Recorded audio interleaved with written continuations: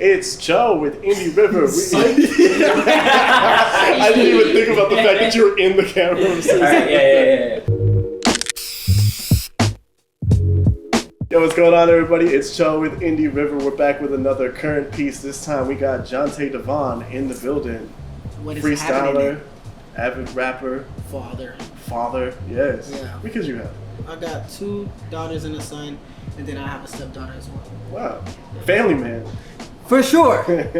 Well, JONTE is here. He's going to hang out with us, answer a few questions. We just got done whipping up some cocktails and hanging out. Just teaching him how to make his first ever cocktail. You can check that out. Yeah, that was cool. Out of everything that you can create and share with people, why is music your avenue? Depression.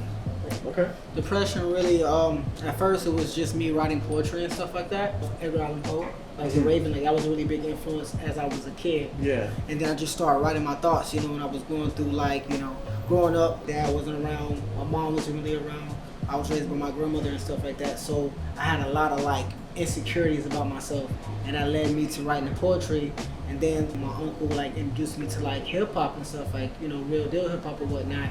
That's when I started I want to do that too. Yeah. And that's when I started freestyling. And then the writing stuff came, and making the songs came later on. It just helped me get out of depression. Anytime I was sad, mad, uncomfortable about something, I hit my composition and I just started writing how I felt. I record that situation.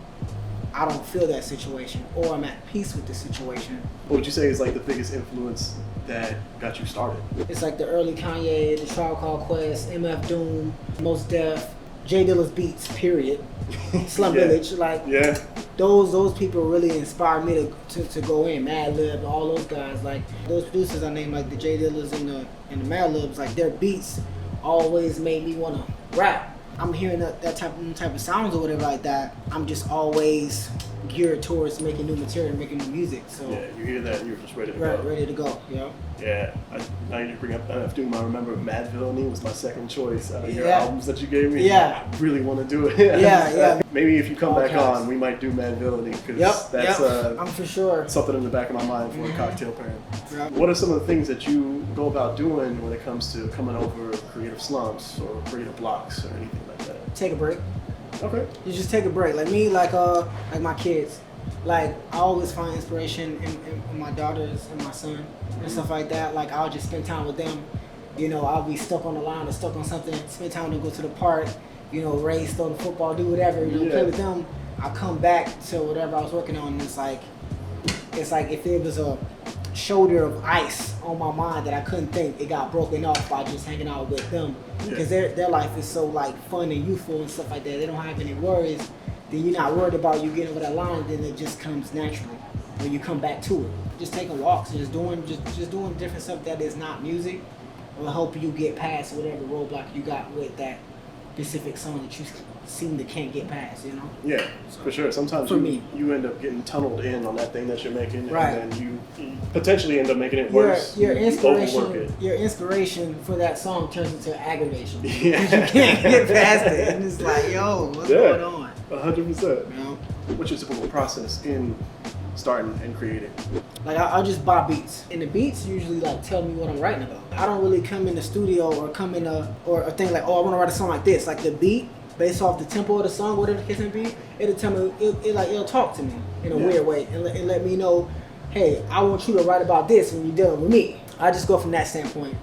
If it sounds like a sad song or whatever like that, I can't be talking about turning up and having fun.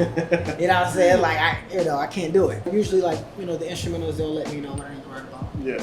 And I just go from there. Shout out to Mike Mass. You know what I'm saying? He's definitely been a great person in my career, whatever, as far as making these beats for me and stuff like that. You know what I'm saying? And just giving me game. You know what I'm saying? Anything he could. So I appreciate him.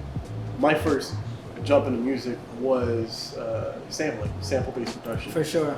With that, at least for me, it's the same thing. That sample you're listening to, that record that you're listening to and picking stuff up from, it'll speak to you in a different way. You'll find your chops, your cuts that you want to use. Exactly. And how you want to flip it.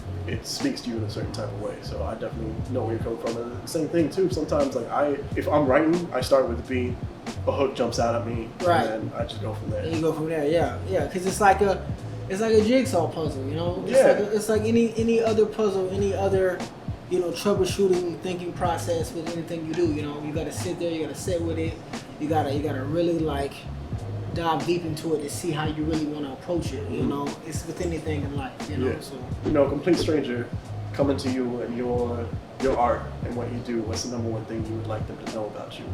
I'm a person like you. You know what I'm saying? I'm a creative artist. You know what I'm saying? Mr. Dashiki or whatever. I know Dashiki's. You know what I'm saying? Good father, man. Just a cool guy. Yeah. I really like life and everything it's teaching me. Growth is one of my main things that I'm just searching for nowadays.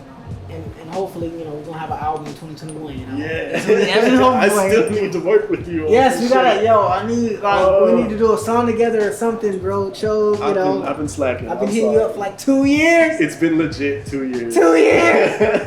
No response. But I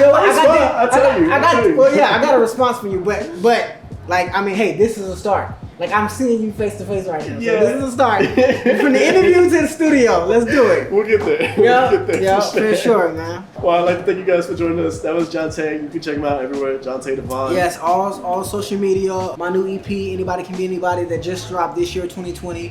It's on all streaming platforms, so you guys go check that out. Reality Jones music video, that's a single that I'm about to drop a music video to as well. And it's a short EP. You have no reason not to listen to it. Yeah, it's short. You can listen to it from your house to your job. That's it. Especially if you're running late and your boss about to fire you. Boom, pop that on your Spotify. Let's go. That's it. Mm-hmm. All right, you guys take it easy. Thanks again, and keep your creativity flowing. For sure.